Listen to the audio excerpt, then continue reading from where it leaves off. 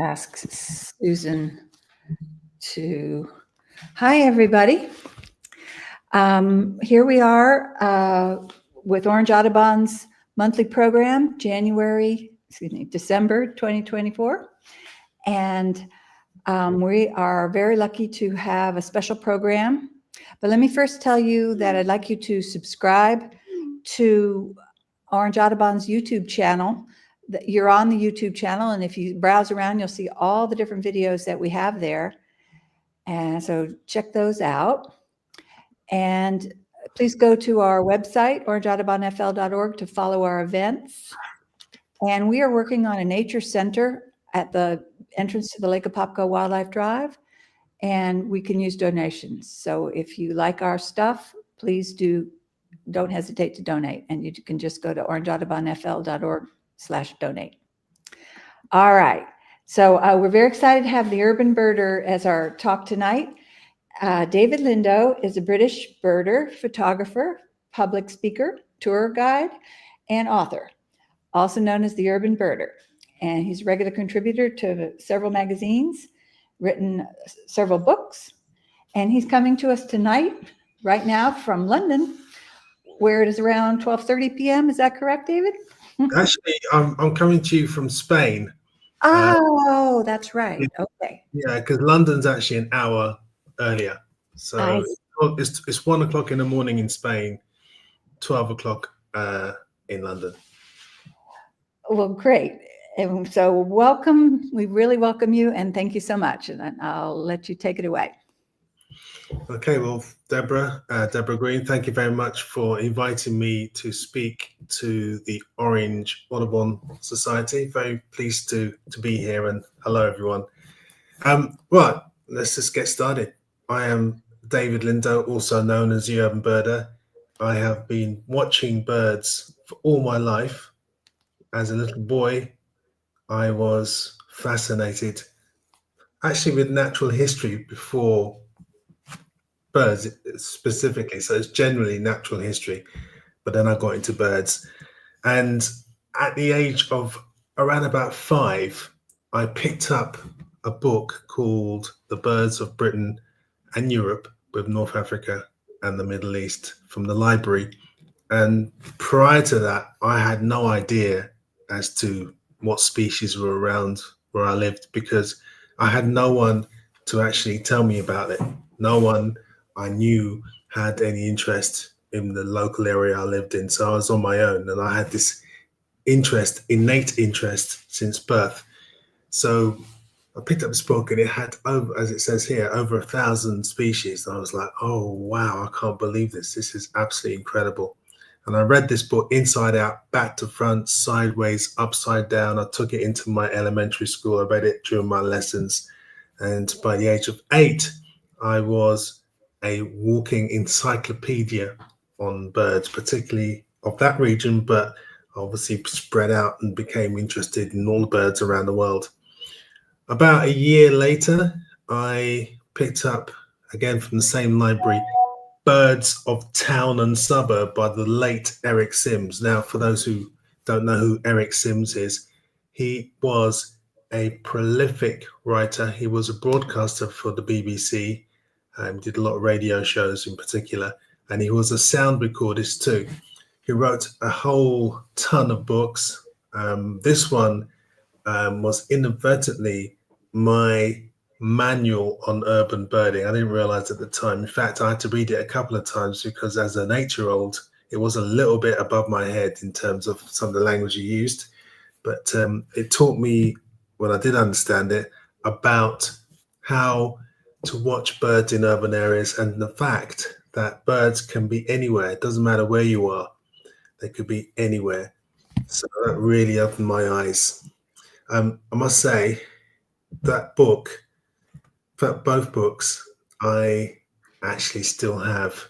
I tried to return it to the library, but the library is closed down. So what do I do? But anyway, I was reading this book, The Birds of Britain, Europe, Middle East, and North Africa. And I remember coming to this page, which had some thrushes. And I was really intrigued by the ring ouzel. And the ring ouzel is very similar to our blackbird, and our blackbird is very different to your blackbird, because your blackbird is not a thrush, it's an icterid related to grackles and to oropendolas and orioles, whereas our blackbird is a member of the well, as I say, thrush family, but they're related to old world flycatchers, which in turn are different to your flycatchers. Anyway, I saw ring ouzel. I thought, wow, I'd love to see one of those, because reading up about it, I realized that it was very different to the blackbird. It was not found in towns and cities. It was a summer visitor to the UK, and if that, very rare, because there's only maybe 7,000 pairs in the UK now, compared to 8 to 9 million blackbirds. So I thought as a kid, I'll never get to see one. Cutting a very long story and a very romantic story, which I will tell you one day when I see you in person. Ask me, I'll tell you. Basically, I started seeing ring ouzels in London on migration, and it became my favorite bird. In fact, it was my favorite bird since I was a kid. But to see the fact that my favorite bird came to see me, and here's another picture of one, I was delighted. So I love you, ring ouzel, and I'm saying that publicly. I started going out birding at the age of 5 or 6, really. I mean, just in my garden initially. But this is an image of me when I was probably about 11, and I was effectively leading my first ever tour. And the boy next to me is my long-term friend. Funnily enough, I was birding with him only yesterday. But we were 11 then, and I kind of got him into birding, even though he didn't want to be a birder at first, but I needed allies. This shot was actually in Scotland, but I have been to America. In fact, obviously I've been to America many times, but this was my first ever visit, and I was 13, and I had a look, because I think what I want to say is you don't necessarily have to wear green when you're going birding. You can wear flared trousers, you can have an afro, you know. The picture shows me with my sister, and that's one of the last pictures of her and I together, with her smiling, because she can't understand for a second why I watch birds, even to this day. It's really quite funny. But anyway, I grew up in London.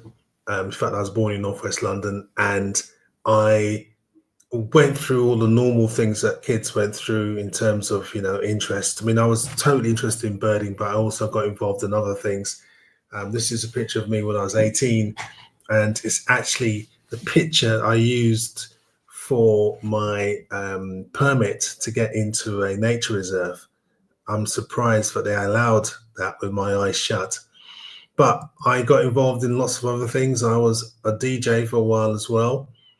And DJing and birding actually clashed, because I would be out birding, DJing, should I say, till about like 4 or 5 in the morning. I'd get home and I'd literally put my records down, grab my binoculars and go back out again. So I thought, I need to sleep. So I need to decide which I want to do. And of course, birding became much more of a prominent thing in my life. So now I am a broadcaster, I'm a writer, and, as Deborah said, I've written books, articles, lead tours, give talks, all that sort of stuff. My change my kind of professional change to being a birder professionally happened about 18 years ago, when I was approached by the BBC to be on a program, but they were, it's a series that they have on every year called Spring Watch, which is the biggest program on nature in the UK, with an audience around about 4, 5, 6 million. So it's a big show. And I had my break, and then I realized, wow, this is what I want to do. I want to be out there telling people about birds. But the other thing was, I decided to try and have a point of difference. And I remember just prior to having my break, I met with the with the director and the crew the night before, and she was telling me, "Don't worry, get out there, enjoy yourself, tell us about what you know, have fun." She then said, "Could we give you a screen test afterwards?" I was thinking, screen test? Me? Why? But then outwardly, I was saying, "Of course, no problem." And I remember going home that night. I was walking up and down, pacing up and down in the kitchen, thinking, what can I say? What can I do that can make me stand out? I really want to be the next David Attenborough. I want to be clambering over rocks in the Galapagos and going through jungles in Indonesia. But then I thought, that's not going to happen. And then I thought, well, I like urban wildlife. I'm interested in birds in urban areas and cities. And then I thought to myself, why not have some kind of moniker? Why not have some kind of nickname? And I remember thinking at the time about Jamie Oliver, the British chef who had just come to prominence, and he used to call himself the Naked Chef. And I thought, yeah, let's think of a name that's like that then. City Birder? No, what about the Urban Birder? That sounds all right. So the following day I went out and I filmed this piece. I introduced myself as the Urban Birder. 2 months later, they put it out on TV and it was instant. People were contacting me saying, "Urban Birder, what a cool name." And basically, to be honest, my reasoning for that was to get more work on TV. But when I realized that the window of opportunity was absolutely narrow, I realized that actually there is a job to be done in terms of talking to people about or getting people connected to nature. So the Urban Birder was properly born then. And my ethos to this day is to engage people living in urban areas with nature, but through the medium of birds. So I've, as I said, appeared on many TV programs, mostly in the UK, but also a couple in the US and elsewhere in the world. This is the set for Springwatch, which I was telling you about, and that was me, one of my appearances. But I've written several books. One of them is, in fact, this is my first, The Urban Birder. And interestingly, I remember when I was commissioned to write this, I had a year to write it. I'd never really written before, and I left it to the 11th month before I started to write it. And I wrote it basically in just over a month. And I hope it doesn't show when you read it, but no, it's gone down very well, and it was a joy to write, really. This is another one of my books, The Urban Birder, well, actually, How to Be an Urban Birder, which is an A to Z of birding in urban areas, what to wear, what kind of optics to have, how to take pictures, all the sort of stuff that you'd think of in urban areas, and a lot more. And I was lucky enough to have my foreword written by Jamie Oliver himself, and the picture with this bird, which is a jackdaw, which is a type of crow, with chips, was not it wasn't deliberate. It was actually the best shot I could see, and it kind of worked with the fact that Jamie Oliver was going to be or should I say my person to write the foreword. I've written a couple of kids' books recently. This is the most recent. It's called Fly, if you can see on the left-hand side, I suppose, on your screens. It is a book aimed at children, and it's all about trying to get them engaged. I've featured species that people don't normally talk about because I wanted to replicate what I went through as a kid when I looked at books and saw these wonderful animals, thinking, I've never heard of that. I'd love to see that, and kind of stays with you throughout your life. And then when you grow up, one day you actually get to see one of the animals or birds that you kind of heard about as a kid. So that's what I'm trying to instill now. And it's available in the US. It came out, I think, this September. So it's fairly new, and you can get it in all the normal places. This is a spread from it, and it kind of talks about different types of things, such as feathers, or migration. There's different subjects, and I have a hero bird per subject. And in this instance, it's an Argus pheasant. I also try and do my bit to encourage people of colour, in particular, to be involved. And I've written quite a bit for various publications, and this is actually for a book that again was basically targeted at people of colour. But yeah, I do as much as I can there, and I try and involve everyone when it comes to birding. And I've written many articles for various magazines. I do a lot of travel pieces. This is a piece I wrote on Tobago, but I also write a lot about species in general, and also about urban birding, which is obviously my chosen subject. So I try and get people excited about the idea of getting out there and potentially seeing some really great birds, but not even that far away from where you live.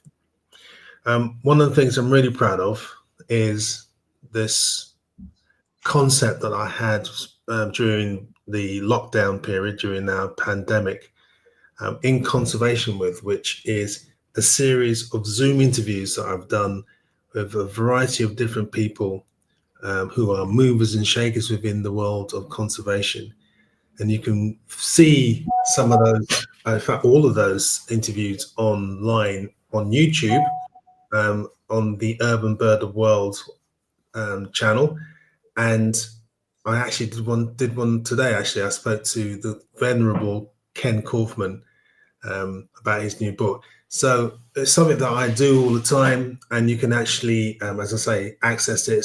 They're roughly about an hour long, and it's a conversation with a writer or a presenter or whatever talking about their work. So yeah, check it out.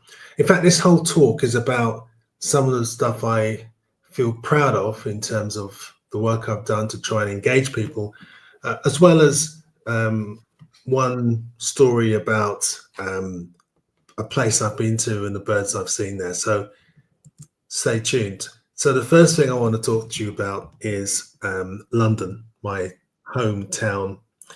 Even though I don't live there at the moment, I live in Spain. But that's another story. And the area marked A, the tag there with A on it, that's actually right in the center of the financial district of London. And I remember going there, and it's really sort of densely populated with buildings, effectively hardly any green. But that interests me because there is a great possibility to see birds, unbelievably. So I went to this building. This is called Tower 42. And I managed to convince the management, the owners, to allow me and a group of other birders to get onto the roof and to form the Tower 42 bird study group. And the whole idea, well, ostensibly, was to actually watch for migrating raptors. In reality, because many people are saying, raptors over London, are you sure? But actually, there were raptors. But in reality, my whole idea was to try to get people to look up and to notice the fact that there's birds. And it actually worked, because lots of the media, local media as well as national media, really took to this idea, and it made people look up. And we also managed to see quite a lot of different birds. But looking over London from that height, and this is only 600 feet tall, so we're kind of a little bit low rise in London compared to most other cities. It was amazing, because London looks like a village, especially in the sun. And I remember people coming up on the roof to look for birds with me, and some of them weren't even birders, and they would stand on the roof and say, "Oh, my mum lives there and my brother lives over there." But eventually they began to notice birds, and it wasn't hard to get them involved and to point out stuff, and to, for us to start actually tagging the numbers of birds we were seeing. And I remember when we launched, it was all about trying to see wood pigeons, which is a European species of pigeon, which is very similar actually to the band-tailed pigeon, but I don't think you get them over where you are. I'm not sure. But anyway, during October, November time, thousands of them flying from sort of the Scandinavia area, so northeast of London, and they fly over London, heading southwest, and possibly eventually ending up in Spain. We saw a whole multitude of different species flying over London, mostly raptors, but there were also birds like sandwich tern, black-legged kittiwake, even, quite a lot of stuff. And every spring and every autumn, there will be a group of us on the roofs spending several hours just basically clocking all the birds we saw. One of the most frequent was the peregrine. I believe now there's over 100 pairs of peregrines nesting in the whole of London. So that's a lot of birds nesting in an urban area. Recently, I did a BBC World Service program, a documentary on peregrines, which featured London, and I believe it may have been played on PBS, but you can check that out. But basically, peregrines were always to be seen. We always saw at least 6 territories. And I remember once from the rooftop watching a peregrine take out a pigeon, bam, just dive down on it from 200, well, quite a lot of feet above, but actually at maybe 200 miles an hour, just hit this pigeon, took it out in front of us, and then it flew off and landed on Tower Bridge to have its lunch. What a great place to have lunch. One day, though, we saw this bird, which will not be apparent to you because it's not a bird that is found in North America. It's called a Western honey buzzard, and in the UK, it's a rarity. This bird was seen in the spring and it's heading from the south, so they migrate to Africa during the winter, and then they come north in the spring, and they nest mostly in Scandinavia and parts of Europe, but very few, I think maybe 20 or 30, no more than that, nest in the UK. So they're rarities. And this bird flew across heading north, which was amazing. But then 5 minutes later, another bird flew through. But this one, instead of flying on, it kind of circled around us, but at a distance. And I remember at one point actually flew in front of the face of Big Ben. I couldn't believe it. I was thinking, how many people have seen this amazing bird flying across the face of an iconic building? Well, unbeknown to me, there was a guy standing in his office looking north, and he saw this big bird come closer and closer. And then eventually, bam, the bird hits the window and lands on the ledge. And he takes a picture of it, has a presence of mind to take a picture, and he sent his picture to us. We work out it's actually the honey buzzard that we saw. The good news was that it took itself off after 10 minutes and carried on its journey. But it just shows you that if you look up, you can see any number of species, some of them that you'd never expect to see. And that was one of them. Now, the other thing I want to talk to you about is an idea that I had as a kid. I remember when I was 6 years old, 7 years old, I was in school, I was bored, and I thought to myself, what would be my classmates' favorite bird if I were to ask them, if I was to put together a survey? So I did that, and the winner at the time was the sparrow, the house sparrow. And I thought to myself, one day I'll ask that question again, because our national bird in Britain, we didn't have one actually at the time. It was actually a favorite bird, which was anointed by a bunch of people sitting in an office. It wasn't even a public vote. And it was the robin that was anointed as our national bird. And it actually what happened around the same time as the football, the proper football World Cup in 1966, around that time. So I had this idea in 2014 to run run the first national bird campaign to find out if Britain would vote for the same species again. So I, together with some friends, created a logo for the Vote for Britain's National Bird campaign. My friends, produced this poster, which I hated, but anyway, it did the job.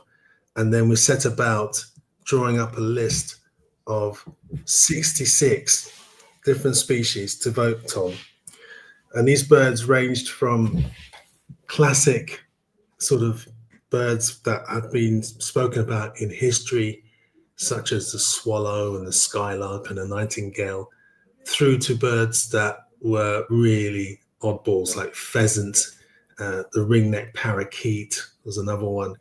And then we threw in a few more. And the way we got to our 66 was that I put together a committee of people. Some of them weren't even birders, but they came from all walks of life, and we tried to create a list that was not biased. I mean, if I did the list, it would probably be a different load of species. So it wasn't biased, and we made sure we didn't miss any of the species.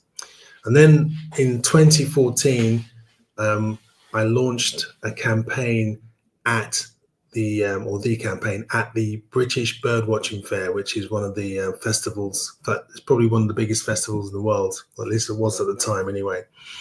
And my idea was to open up the voting for 2 months and to get people involved in nature already to vote. So we would draw down to 10, and then from there, take that 10 to the general public. That was the idea.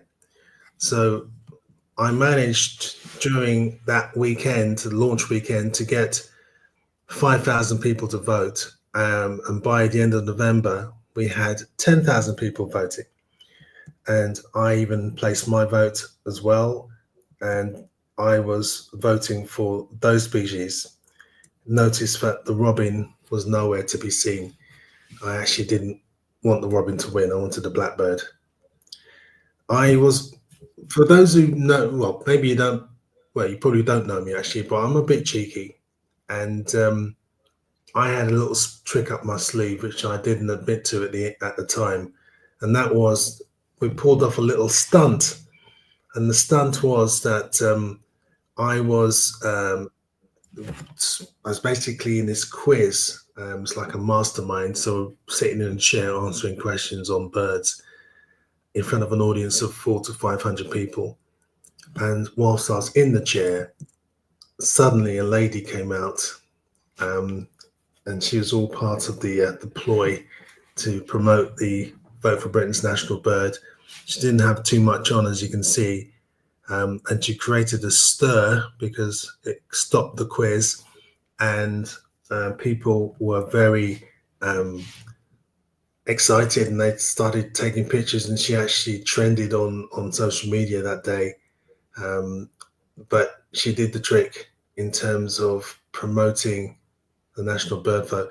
I must admit that the people that were organizing the festival were not so pleased, and I was in fear at one point. I use the word fear loosely, of being excommunicated from the birding world because of it. But I thought to myself, come on, let's have some fun. Let's stir some stuff up.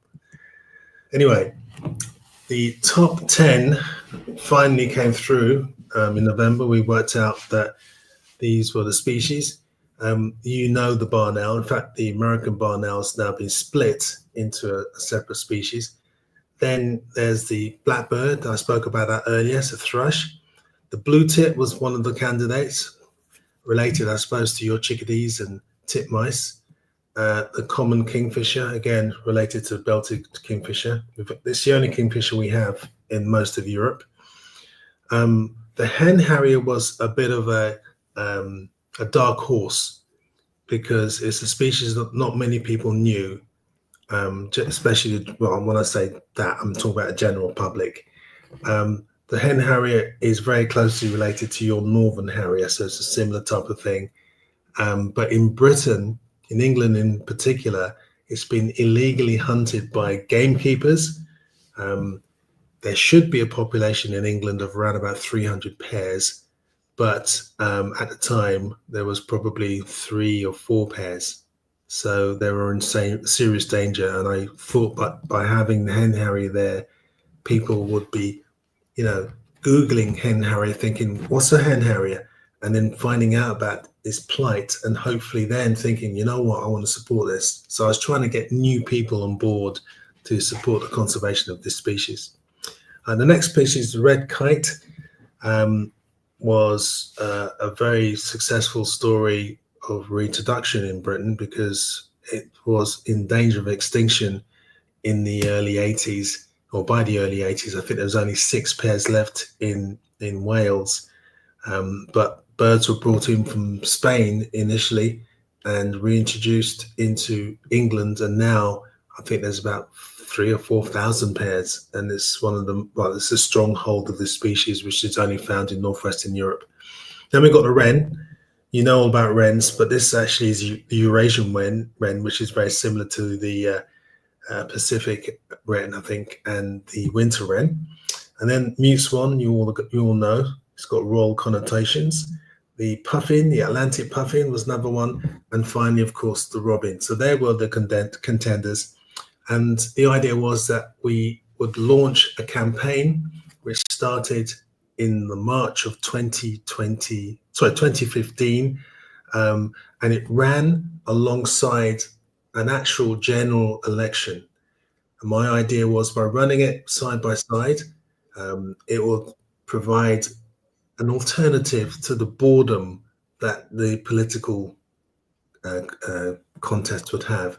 And boy, did that work. I found a PR person to help me, and she really, did the business for me in terms of getting exposure. The other thing was I needed to have a campaign car because I wanted to drive around the streets of Britain shouting for people to vote. I did contact many of the car manufacturers in the UK, and all of them said no, they weren't interested. And then a friend of mine who happened to be a millionaire, everyone's got a millionaire friend somewhere. He said, "Well, I got a car. Do you wanna buy it off me?" And this is it. This is the Rolls-Royce Silver Shadow Mark II from the early 70s, and he sold it to me for the princely sum of £15, and that was a bargain, obviously. And then I quickly got to work. I took it to a garage, and then I started getting it pimped up. And we designed livery for the car, which spent a week or so being decorated, and it became a really distinctive thing. And also, you can't have a campaign car without speakers, can you? So we got some massive speakers put on the back and on the roof in case a bus was going past. We can see what was going on here. And then all we needed then was to have me sitting in there with my microphone, and then we're all set. The thing with the Rolls-Royce was that unfortunately it drinks a lot of petrol. I know, I didn't realize that. So I had to restrain my campaign ideas and only basically do it in London because it's just too expensive. So I drive the car around, or be driven around London. I went to key places where there were lots of people. This is Abbey Road, the famous zebra crossing, or zebra crossing, you may call it, that the Beatles walked across. And I had my microphone and speakers. I was shouting, "Vote for the Blackbird," because obviously Paul McCartney, Blackbird. So I drove past there, and then we went past Buckingham Palace as well. "Your Majesty, vote for the Queen." Vote for the Swan even. So basically, it kind of really got a lot of attention. And I mentioned earlier, I had a PR person, and she was brilliant. In the end, she got me £8 to £9 million worth of exposure on television, radio, and in the press. It was fantastic. But I had a thought. I thought to myself, this should also be about kids. We should be trying to get kids involved in this. And also, before that thought, I also thought, let's get some celebrities involved. So on the celebrity front, that was quite easy. I managed to get Jamie Oliver on board. He was totally there. He's the chef I was telling you about, plus a few other people, and each of them supported a particular species. But on the kids front, I wrote emails to 22,000 schools across the UK and suggested, because my campaign is running from March until the very day of the general election in the UK, why not have voting booths for kids to come and vote on the same day their parents vote, i.e. on the final day of the actual day of the election. So that's what happened. I went around schools, I was getting kids engaged, and they really went for it. They loved the idea of it. So the actual campaign finished on March the 6th, I think it was, when the election was, and there was lots of news coverage as well. And the winner was the robin, which I wasn't happy about at the time, if I'm honest. But it actually was a worthy winner, because the robin really does typify the UK. It's small, it's feisty, it picks fights, it's territorial. That's Britain all over. So it worked. And actually, to be honest, it was a winner by a landslide. I managed, without much help from a lot of the NGOs, I managed to get 250,000 people to vote, of which 60% were not members of any organization, conservation organization. So I was talking to people on the street, and it was the largest vote for nature, independent vote for nature in Britain. So I was pretty proud of that. The robin itself was not ratified by the government at the time. They felt it wasn't important to do that, which was a shame, because it would have been a really nice way of bringing the country together. The final thing I want to talk to you about very briefly is my love for a country in Southeastern Europe called Serbia. Many of you may not have heard of much about Serbia, but it's a very interesting country, part of the former Yugoslavia. I was invited to Belgrade on the strength of the fact that someone in Belgrade, a birder, saw me doing what I was doing in London on top of Tower 42 and wanted the same thing in Belgrade. So I came along, and then the tourism board were there and they said, David, come back next year. You need to see our wildlife. So I came back the following year, the following spring, and I was with my now Serbian brother, Milan. He's a good friend of mine. He's the president of the BirdLife Serbia. And he took me on a tour from Belgrade, heading north towards the border with Hungary. And I was seeing lots of the species that you would see in this general area: bee eaters, rollers, all sorts of things that you'd see normally. But my friend Milan saw me hankering for a bit of urban birding action. So he took me to a small park near the border of Hungary. And I remember walking through this park, and it was full of trees, excuse me, and people walking their dogs and holding hands and all that sort of stuff. We stopped at a tree and we looked up, and there in the tree was a long-eared owl. I was thinking, oh my Lord, I have not seen many long-eared owls in my life, and this is amazing. And Milan is a great, he's very good at making calls, and he called the owl and it looked down, which was quite funny. But then I looked around and I couldn't believe it. There were, basically it was in a rookery of around about 150 rooks, and they are a species of crow found in Europe. And with these rooks were around about 30 to 35 pairs of common kestrels, and another falcon called the red-footed falcon. There was about 12 or 13 pairs of them, and they're quite rare, but they're all scattered there. But unbelievably, there were 22 pairs of long-eared owls nesting semi-colonially, some in nest boxes, others in wicker baskets out in the open. And I couldn't believe it. I was totally, what? I was like, my brain was blown.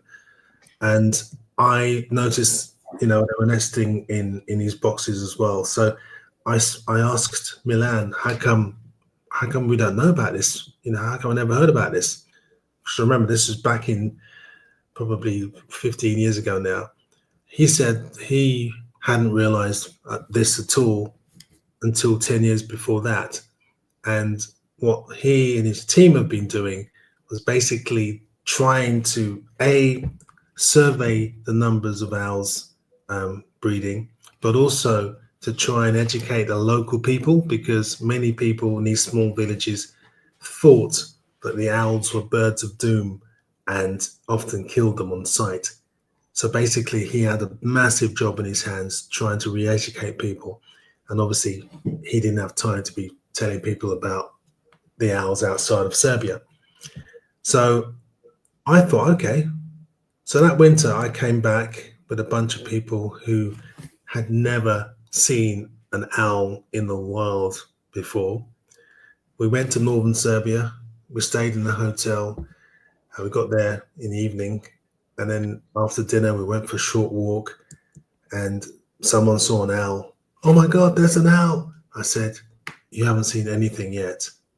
Because the following days, we would walk around some of the villages and towns, and there were owls everywhere. There were owls sitting in the trees, on the roads, on the streets. There were owls in the parks. There were owls in people's gardens.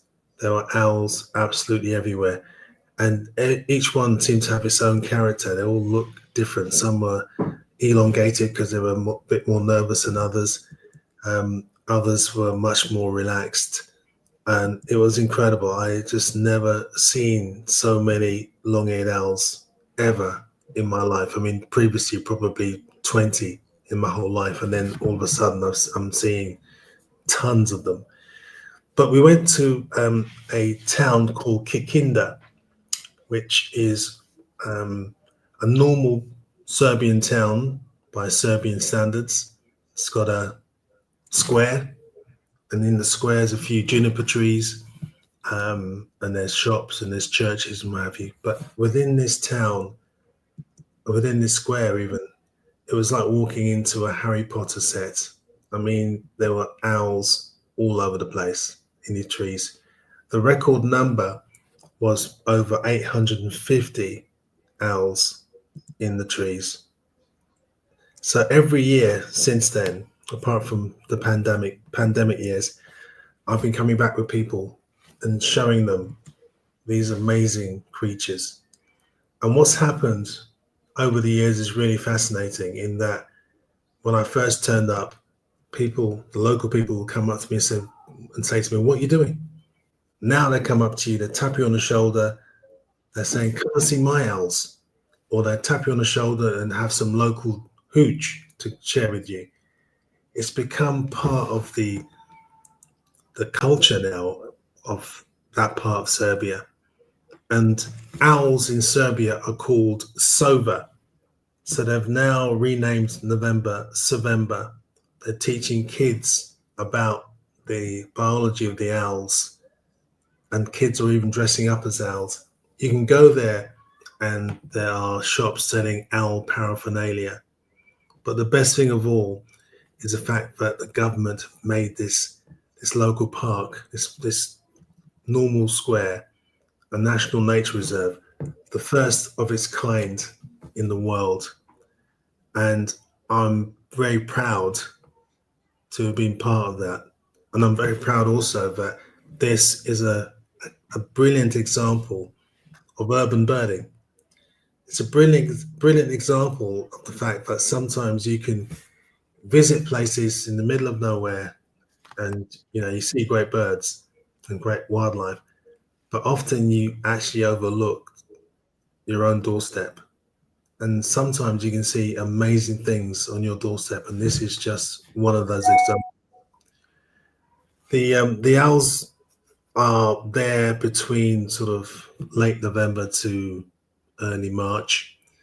I'll be running tours every year, as I said, and for example, next week I'm taking a group of, it's actually an Audubon Society in the US. I'm taking them to Serbia to see these owls and other wildlife as well.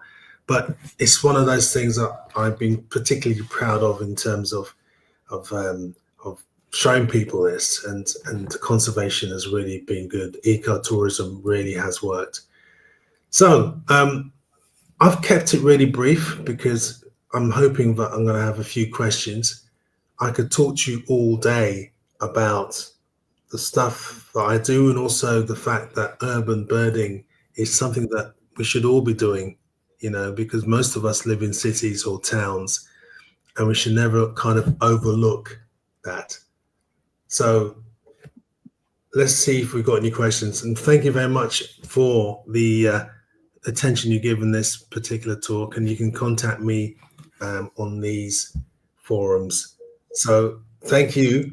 And I hope that there's some questions coming from this.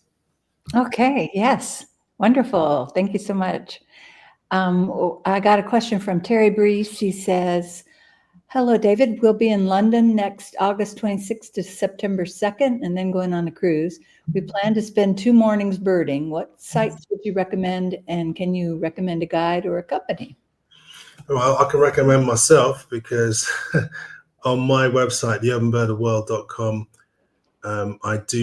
I have a section called City Day Tours, in which I link people like yourselves with guides in urban areas, and I have several guides in London. So if you contact me on that, then I'm sure I can hook you up with a guide. And also, depending on what you want to see or where you are going to be based, we can draw up a nice itinerary for you. So if you go to theurbanbirderworld.com and look under City Day Trips. Okay, great. And Eric Moore says, what is your overall emotion that you experience that keeps you passionate about birding? Is it the same as when you were 4?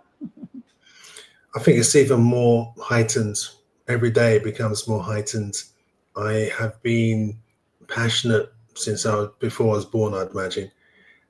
So I don't know what life is like without looking at birds. I watch birds every day, even if I'm not birding. So it's something that's within me, and it's been burning bright all my life. Okay, and Susan asked, so there are still people who think the long-eared owls in Serbia are bad luck, or has this turned around? I think it's largely turned around. There's some towns that aren't. I mean, Kikinda, for example, is like the capital, the owl capital. So everyone's sort of clued up. But in the whole region of northern Serbia, there's estimated to be about between 30 to 35,000 owls that winter in that area. So they are often in places that haven't totally been surveyed yet. And sometimes we have to be careful in terms of how we announce, those kind of things. We may not even announce them, we discount them and get on with business, really. And we're trying to discourage people from just going there, people from outside of Serbia, because most people don't really know where to go, and B, we are really trying to protect the owls from being over disturbed. So that's why we direct people to Kikinda, where it's very easy to manage, and also because the owls are higher up, there's less chance of them being disturbed. So yeah, it's a thing that we're continually working on. I think most people in Serbia understand that, but as with a lot of countries who don't realize they have an amazing thing, we have to educate them into understanding and respecting and loving their nature, and that takes time. Okay. I wanted to ask you again what I had asked you beforehand, which is about the murmurations. And I don't know if I'm not aware of any of our birds that do it. So could you tell us a little bit about murmurations? Murmuration is a name given to massive flocks, normally of starlings, that cut shapes before going to roost. So there might be several 100,000 birds all flying around together, and they suddenly sort of swirl around and then they drop down into their roosts. It's not just starlings. There's several other species that do it in the world. I'm not sure about the US stuff, but maybe I've seen big flocks of, or at least online, big flocks of grackles and things like that. So Yeah, I think it's tree swallows too. I've seen in the winter in Florida. yeah, so lots of birds do it. With the starling, it might be a common bird in North America, but in Europe, it's really become quite, well, it's declined a hell of a lot.